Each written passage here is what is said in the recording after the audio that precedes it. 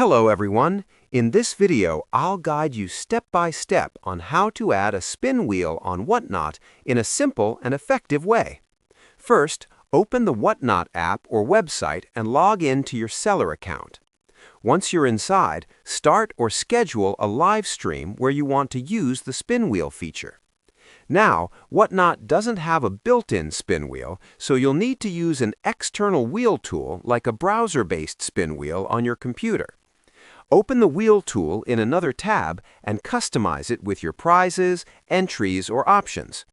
Once your wheel is ready, go back to your live stream and use screen sharing or a second camera to show the wheel to your viewers. During the stream, spin the wheel whenever needed and clearly show the result to keep everything transparent. This method helps you run giveaways, games, or reward systems easily while keeping your audience engaged. Subscribe the channel for more videos.